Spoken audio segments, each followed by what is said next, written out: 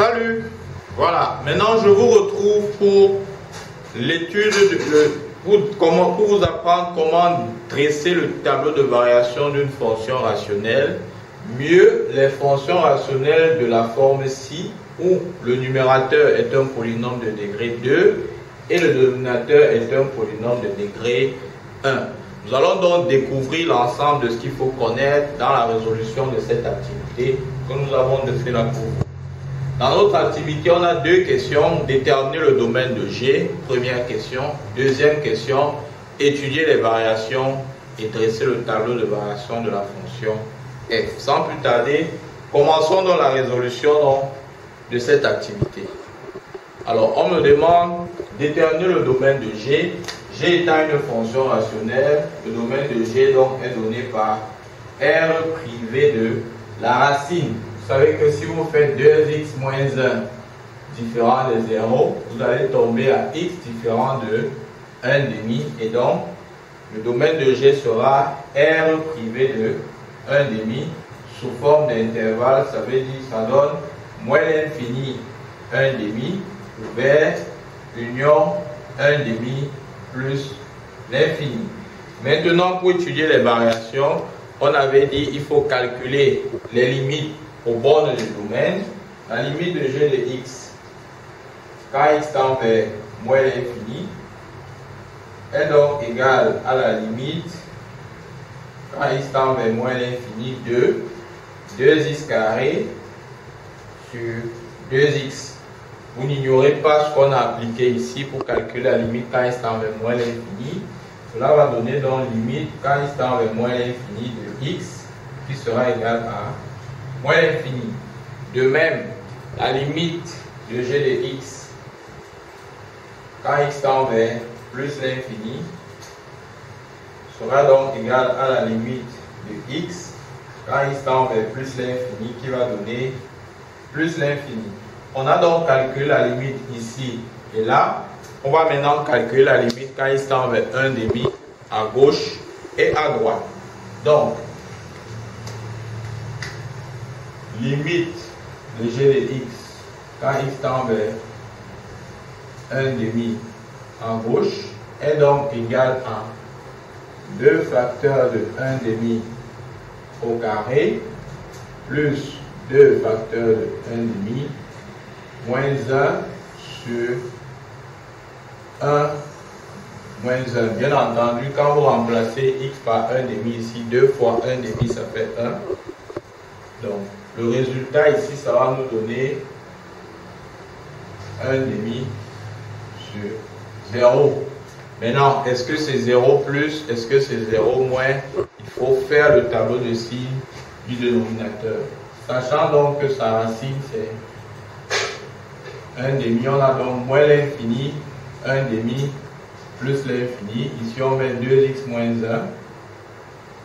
Alors, cela s'annule en 1 demi. Avant 1 demi, on a moins et plus. Donc, à gauche de 1 demi, c'est 0 moins. 1 nombre sur 0 donne l'infini.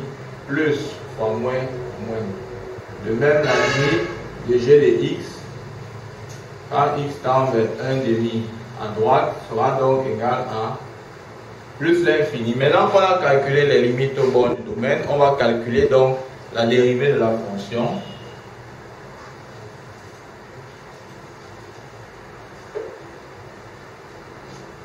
Donc, g' de x, qui est la dérivée du quotient de deux fonctions, u sur v, en appliquant la formule, ça va faire 2x carré plus 2x moins 1, prime facteur de 2x moins 1, moins 2x moins 1, prime facteur de 2x carré, plus 2x moins 1, le tout sur 2x moins 1 au carré. Voilà. Maintenant, on continue. On va aller rapidement. On aura donc 4x plus 2 facteur de 2x moins 1, moins 2 facteur de 2x carré, plus 2x moins 1, le tout sur 2x moins 1 au carré. On développe. On a donc ça fois ça, ça nous fait 8x carré. Ça fois ça, moins 4x plus 4x, ça part. On a donc moins 2, moins 4x carré, moins 4x plus 2. C'est 2x moins 1, le tout au carré. C'est-à-dire, résultat final, 4x carré, moins 4x, c'est 2x moins 1, le tout au carré. Voilà. Alors, pour celui qui ne m'a pas suivi, sachez que vous pouvez reprendre g' de x, vous appliquez la formule de la dérivée du quotient de deux fonctions, vous développez doucement sur une feuille, vous-même pouvez bloquer la vidéo, mais je suppose vous développez vous-même et puis vous allez arriver à la réponse donnée. Maintenant qu'on connaît la dérivée, on va donc trouver le signe de notre dérivée et enfin déduire le centre de variation et le tableau de variation. Donc, signe de la dérivée.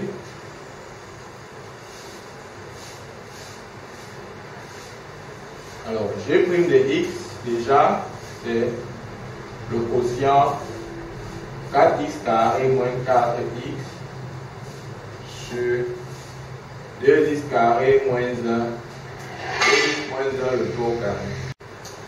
Très bien. Maintenant, donc, pour trouver le signe de notre numérateur, on va donc chercher le signe, notre numérateur étant dans un polynôme de degré 2. Trouver son signe revient à mettre dans le tableau de signes.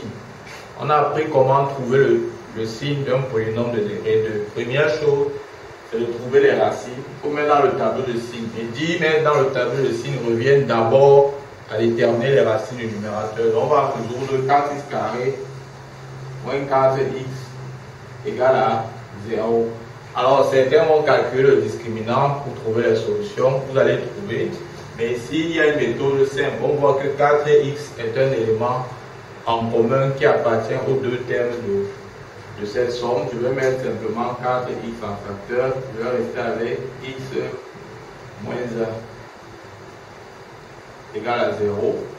Soit 4x sera égal à 0 ou x moins 1 sera égal à 0. Soit x égale à 0 ou x égale à 1. Maintenant qu'on a les racines, on va donc mettre tout ça dans le tableau de signes. Je vais donc x.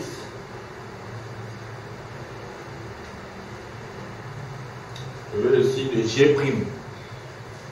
Alors ce que je disais tantôt, trouver le signe de g' est équivalent au signe de 4x carré moins 4x. Tout comme.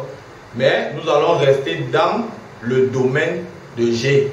Parce que nous savons que le domaine de g, c'est moins l'infini, 1 demi, plus l'infini. Maintenant, dans ce domaine, comme je vous disais tantôt à la vidéo précédente, c'était de mettre toujours le domaine de g d'abord. Ensuite, une fois qu'on a mis le domaine de g, vous mettez maintenant les racines de la dérivée, qui sont les racines de ça, soit 0 et 1. Alors, on a 0 ici qui est plus petit que 1 demi et 1 là. Au niveau de 1 demi, il y a 2 barres parce que la fonction n'est pas définie en 1 demi. Maintenant, la dérivée, elle s'annule en 0 et en 1. Le signe de g' étant le signe de 4x carré moins 4x, polynôme de degré 2, on a appris dans le chapitre des polynômes que lorsque ça amène deux racines, à l'extérieur des racines, c'est le signe de A. A étant 4x qui est positif, je vais mettre plus là et plus ici. Et à l'intérieur des racines, c'est moins. Voilà comment on fait pour trouver le signe de notre dérivée. À partir de là, donc, on peut ressortir donc, le sens de variation. On va donc dire pour tout x appartenant à moins l'infini, 0 ouvert, union 1 plus l'infini, c'est-à-dire lorsque x se trouve dans cet intervalle et dans celle-ci, g' de x est strictement positif. Alors je dis strictement pourquoi? Parce que au point où la dérivée s'annule, j'ai ouvert. Ça veut dire que les 0 et 1 ne sont pas dans cet intervalle. Et donc la dérivée va garder un signe constant qui est positif. G' de x est strictement positif. Donc G est lui aussi strictement croissant. Alors de même, pour tout x appartenant à 0, 1, 1 demi ouvert, union 1 demi, 1 ouvert, g' de x est négatif, donc g est strictement décroissante.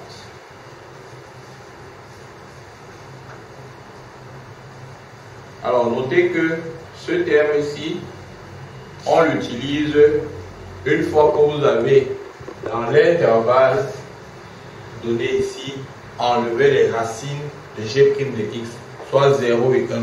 Quand vous l'enlevez, vous pouvez mettre strictement. Mais si vous fermez en 0 et en 1, vous n'avez pas le droit de mettre strictement. Maintenant qu'on a déterminé le sens de variation, terminons donc cet exercice en retrouvant le tableau de variation.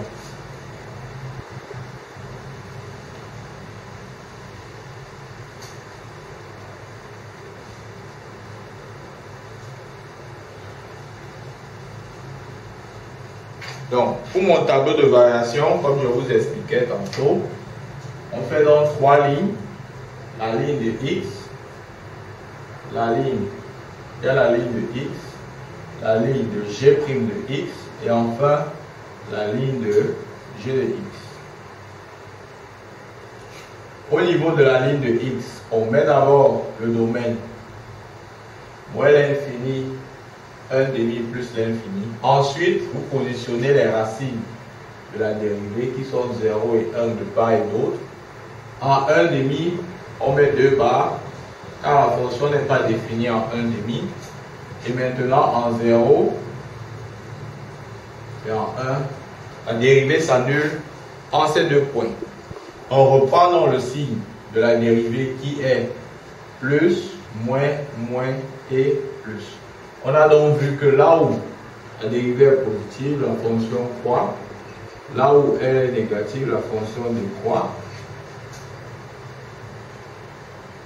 Voilà. Maintenant, il ne nous reste plus qu'à mettre les limites. En moins l'infini, on a obtenu moins l'infini. En 1 demi à gauche, moins l'infini. En 1 demi à droite, plus l'infini. Et en plus l'infini, plus l'infini. Maintenant, on va trouver les images de 0 et les images de 1 pour conclure. Alors, g de 0, c'est quoi? En remplaçant, on va obtenir moins 1 sur moins 1, ça dit 1. Ça veut dire que g de 0, c'est 1. Vous mettez 1 ici. Ici, on va calculer g de 1. g de 1, ça va donner 2 plus 2 moins 1 sur 2 moins 1 qui va donner 3. On va mettre 3. Et voilà donc achevé le tableau de variation de la fonction g. Alors, je vous remercie attentivement de m'avoir écouté attentivement. J'espère que cette vidéo va vous inspirer pour une fois pour toutes savoir retrouver le tableau de variation de ce type de fonction qui représente un objectif principal pour la classe de première. Je vous dis à très bientôt pour un nouveau thème. Bye bye.